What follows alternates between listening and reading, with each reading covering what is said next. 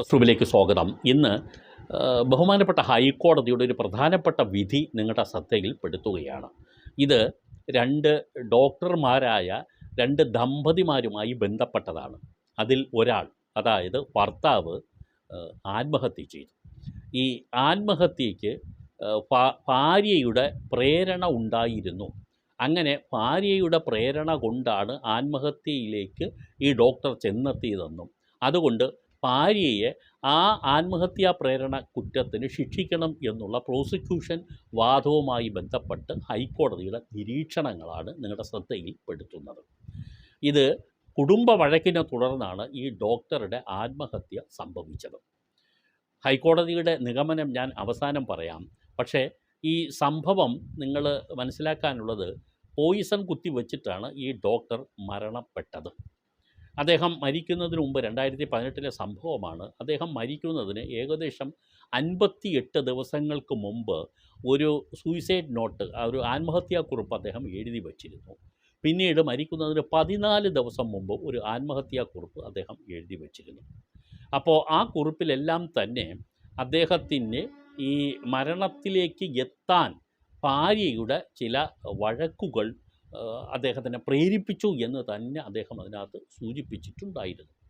അതിലേക്ക് സൂചിപ്പിക്കാനുള്ള കാരണം, ആ പശ്ചാത്തലം എന്ന് പറയുന്നത്, ഇദ്ദേഹത്തിന് വിവാഹത്തിന് മുമ്പായി മറ്റൊരു പെൺകുട്ടിയുമായി പ്രണയം ഉണ്ടായിരുന്നു. ഈ പ്രണയം ഭാര്യയായ ഡോക്ടർ അറിഞ്ഞു. അതിനെ ചൊല്ലിയുള്ള വഴക്കാണ് ഇവർ തമ്മിലുള്ള ദാമ്പത്യത്തിന് ഏറ്റവും അധികം കുഴപ്പത്തിലെത്തിച്ചതും തുടർന്ന് ഒരാളുടെ മരണത്തിന് ഇടയാക്കിയതും.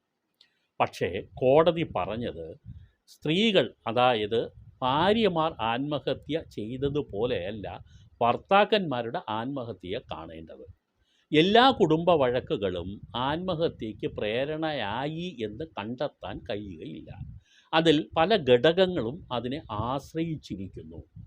അപ്പോൾ ഇവിടെ അദ്ദേഹത്തിൻ്റെ ആത്മഹത്യാക്കുറിപ്പിൽ ഒന്നും തന്നെ ആത്മഹത്യയിലേക്ക് നയിച്ചതിൽ ഈ കുടുംബ വഴക്കൊരു ഘടകമായി എന്ന് വ്യക്തമായും പറഞ്ഞിട്ടില്ല എന്നുള്ളതാണ് ഈ പ്രോസിക്യൂഷൻ വാദത്തിനെ അവഗണിച്ചുകൊണ്ട് ഹൈക്കോടതി നിരീക്ഷിച്ചത്. ഒരാൾ ആത്മഹത്യ ചെയ്യണം എങ്കിൽ അതിൻ്റെ ഉദ്ദേശത്തോടു കൂടിയുള്ള ഒരു പ്രവൃത്തി സംഭവിച്ചിട്ടുണ്ടായിരിക്കണം എന്നുള്ളതാണ്. അതായത് ആത്മഹത്യ അല്ലാതെ മറ്റൊരു വഴിയുമില്ല എന്നുള്ള ഒരു തീവ്രമായ അവസ്ഥ ആത്മഹത്യ ചെയ്യുന്ന വ്യക്തിക്ക് സംഭവിച്ചിരിക്കണം. ഇവിടെ ഈ ആത്മഹത്യയിൽ അങ്ങനെ ഒരു ഘടകം ഇല്ല.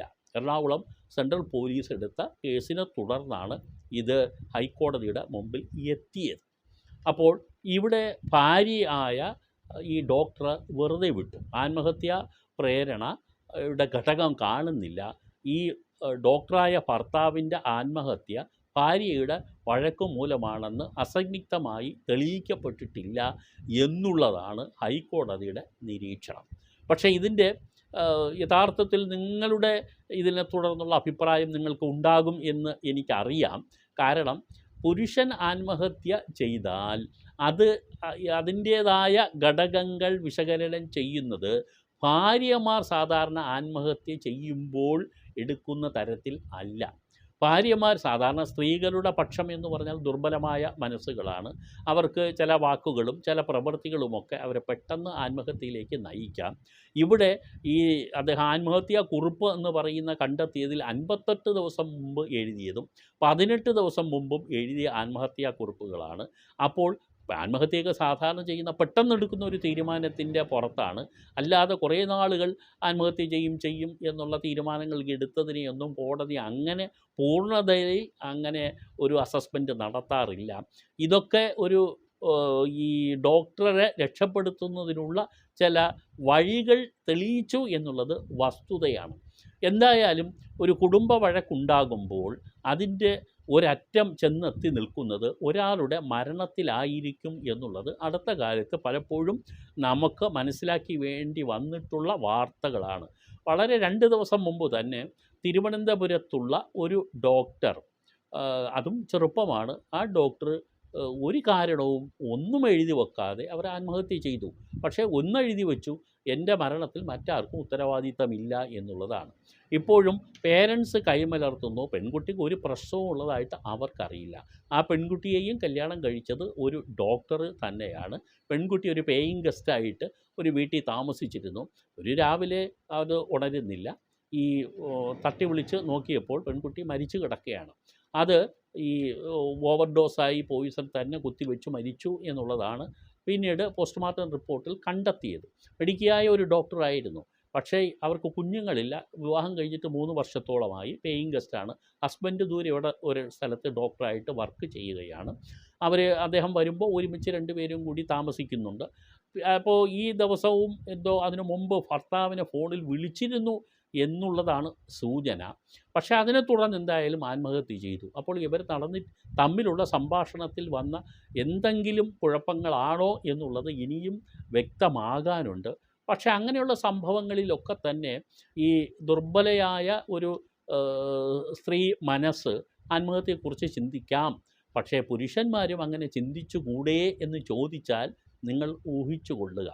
ഈ ദാമ്പത്യത്തിൽ എപ്പോഴും ബാലൻസ് ചെയ്തില്ല എങ്കിൽ അത് എത്തിക്കുന്നതൊക്കെ തന്നെ ഇങ്ങനെയുള്ള ചില അവസ്ഥകളിലേക്കായിരിക്കും എന്നുള്ളതാണ്.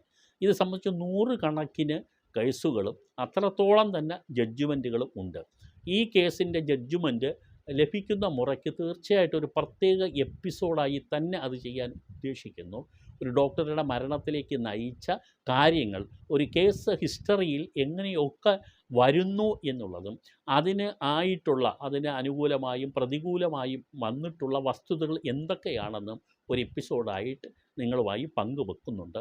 തുടർന്നും ഈ കോടതി വിധികളുമായി ബന്ധപ്പെട്ട എപ്പിസോഡുകൾ കൂടുതൽ ഈ ചാനലിൽ ഉൾപ്പെടുത്തുകയാണ്.